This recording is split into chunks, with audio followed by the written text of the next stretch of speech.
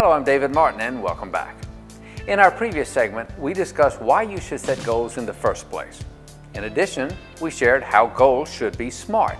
That is to say, specific, measurable, achievable, relevant, and timed.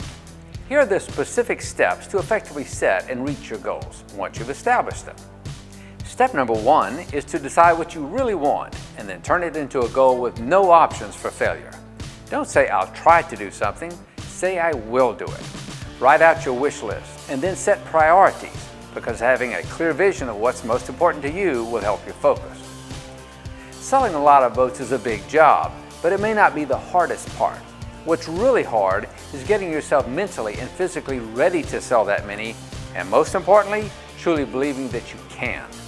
There are of course salespeople that do it, so obviously it can be done. What are they doing differently than you? Well, it's quite possible that they are constantly preparing for that kind of success, and we'll talk about that in just a minute. Step number 2 is to find out where you are today in relation to your goals. Before you can get to where you want to go, you have to accurately evaluate where you are now. A good starting place is to go back 6 months or maybe even a year and find out exactly how much money you made and how many units you sold. You also need to get a handle on some key numbers that affect your sales success, such as the number of customers you see, the number of presentations you give, and the number of write-ups you do. Also things like the number of incoming phone calls you take, the number of internet inquiries you respond to, and the number of follow-up contacts you make. Until you understand what it takes for you to make a sale, you can't make any real preparations for increasing sales. This exercise will also help pinpoint if you need any improvement in any of these areas, because a breakdown in any one of them can sidetrack the whole sales process. Once you understand what your numbers are, you're ready to move on. Step number 3 is to write out a step-by-step action plan that will allow you to reach your goals. Your goals must be in writing. If you can't take the time to write them down, you're just kidding yourself, so don't bother with anything else.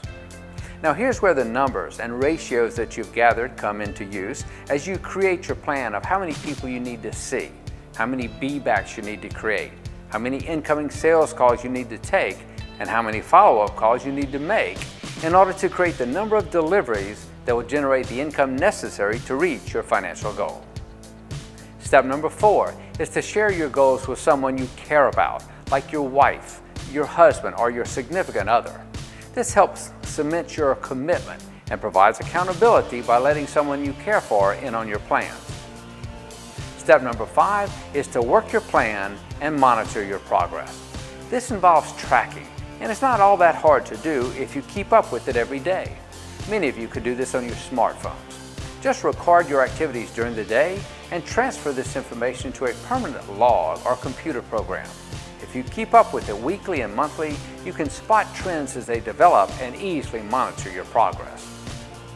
Step number 6 is to review your goals daily so you stay focused. This is a lot like being on an exercise program or a diet. If you say to yourself that skipping a day or two won't matter, you're probably kidding yourself. Get yourself a 3x5 card and write down your goals. Keep the card with you at all times and look at it 2 or 3 times each day. Because as Greek philosopher Aristotle said, we are what we repeatedly do. Excellence is a habit. Let me share this one last thought. Successful people don't get successful first and then set goals. Most of them first set goals and then become successful people. It is a conscious choice that each of us can make. Well, that about does it for now. I'm David Martin.